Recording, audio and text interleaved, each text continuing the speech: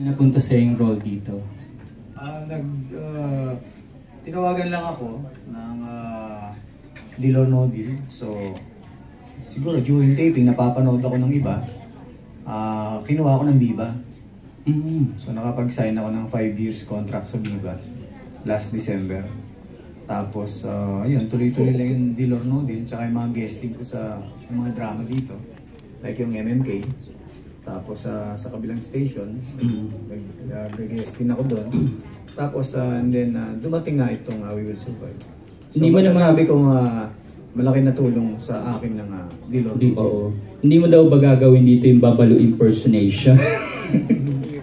Hindi, pandi-OD lang yun. Okay.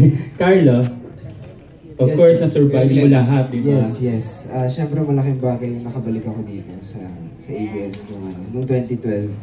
Saka siyempre, sa tulong nila Direk Ruel, nila Miss Jeannie, nila Miss Ellen, nila Ma'am Charo, siyempre, nabigyan ako ng pagkakataon na magawa kung ano talaga yung gusto ko, yung pag-arte. Bukod kay Jason sa kay Aaron, bali malilink si Melay saka si Poki kay Jeric at saka kay Carlo, tama ba? Based on picture na lumalabas dyan sa TV. Tama po ang hinala niyo, sir. Ako ay malilink kay Carlo Aquino.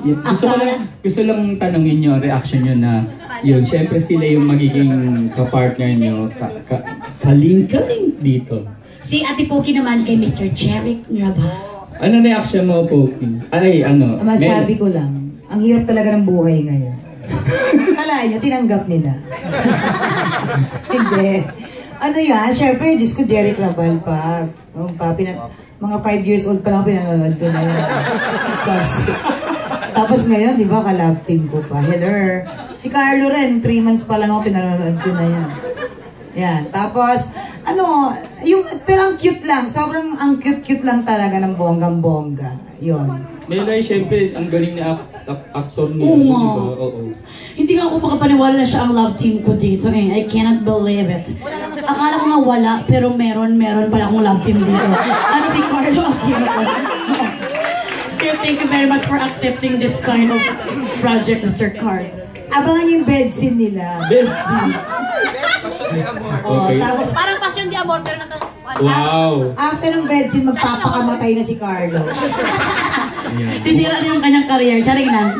Ayan, mukhang maraming aabangan talaga rito sa Abangan niyo po yun. Thank you! Congrats!